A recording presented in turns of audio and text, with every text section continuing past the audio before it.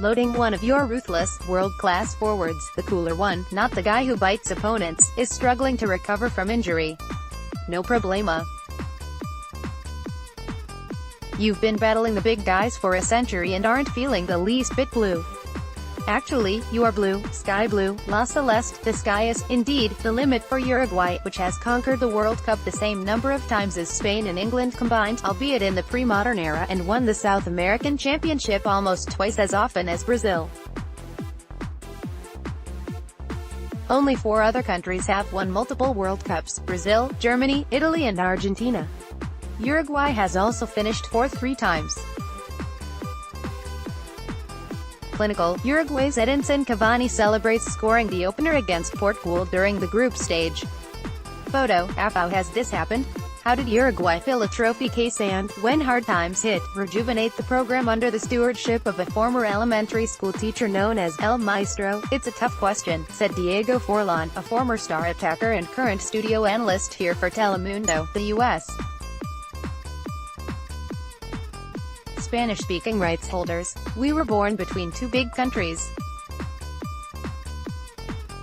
This is like when you are in a family and have so many brothers, you have to make up for it. No one is going to let you breathe. To begin, there is tradition.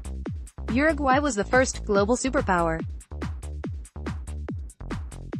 Before hosting, and winning, the inaugural World Cup in 1930, La Celeste won Olympic gold in 1924 and 28. At the time, FIFA recognized the Olympics as the World Championship. With some countries rolling their eyes, Uruguay has affixed 4 stars, not 2, above the jersey's crest. Loading to this day, the 1950 away victory over Brazil before an estimated 199,000 spectators at Maracana Stadium, a result so jarring, it's always been known in Rio as Maracanazo, remains a seminal moment in World Cup history and a source of perpetual heartache for Brazilians. Uruguayans took pride in a fighting spirit known as La Garra. If their soccer resources were inferior to those of bigger countries, they compensated with tenacity and courage. Over time, however, La Garra took a dark turn. Uruguay became better known for a physical style that left opponents bruised and La Celeste's perception in tatters. World Cup appearances also fell. Between 1978 and 2006, Uruguay qualified 3 times and never advanced past the round of 16. The small player pool, it seemed, was taking a large toll. Loading enter Oscar Washington Tabares, a former defender and educator who had guided the 1990 World Cup squad.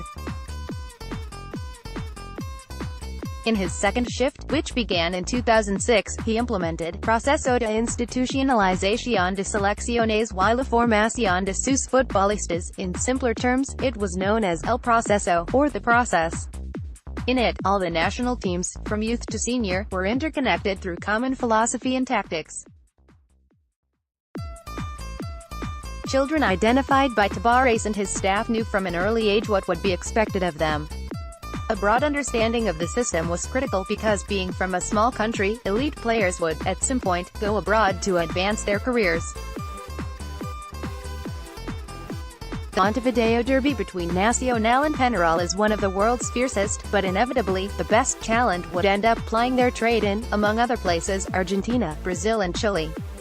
Patriarch Oscar Tabares has been the mastermind behind Uruguay's footballing renaissance. Photo, players embrace individual responsibility, and when they report to national team camp, everyone is on the same page. There are also advantages to being in a small country. Tabares is able to visit all developmental academies and gain greater insight to rising prospects. No one is lost in the shuffle, said Forlan. He is always working. He is always thinking. He is always watching. He has also sought players equipped to fit into his system, which emphasizes physical and mental speed. In his program, the brain is as important as the feet. Tabares also implemented standards of behavior. Loading, the sacred word in my technical body is respect, Tabares told Spain's La Vanguardia.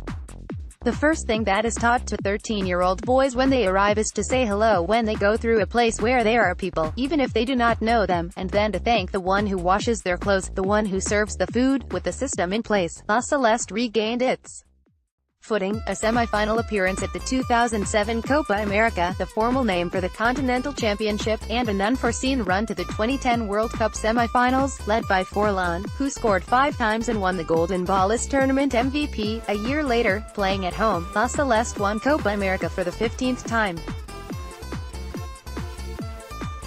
The renaissance has continued this summer with 4 consecutive World Cup victories by a cumulative 7-1 margin.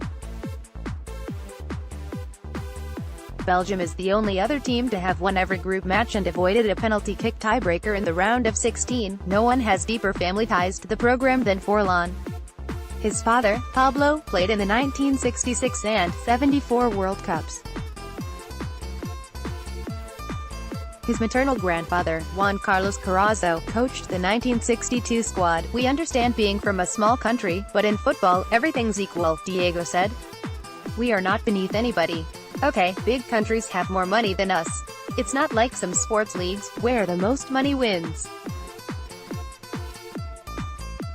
In the World Cup, the biggest is not always going to win. That has been our history. Once we play, we know it's going to be 11 versus 11. It doesn't matter, they'll have more fans. We are used to it. We are a small country. We compete." Tabares, 71, has been on the job for almost 12 years, most stay for 1 or maybe 2 World Cup cycles, and holds the world record for most matches coached with one national team, 190. This Uruguayan squad features 6 players with at least 100 international appearances. The backline is anchored by Diego Godin and José Jiménez, teammates at Spanish power Atletico Madrid. The forwards are 2 of the best in the world, Edinson Cavani and Luis Suarez. Cavani, from Paris Saint-Germain, scored twice in the 2-1 comeback victory over Portugal last Saturday. Suarez is the notorious Barcelona superstar who has been involved in 3 on-field fighting attacks, most recently at the 2014 World Cup, and a racial incident. He was on good behavior here in the group stage here, scored against Saudi Arabia and Russia, and assisted on Cavani's first goal against Portugal with an expert cross. "You say Uruguay, everyone is going to say, ah, Uruguay football," Forlan said. "We're small, but if you are better than us, you have to demonstrate it.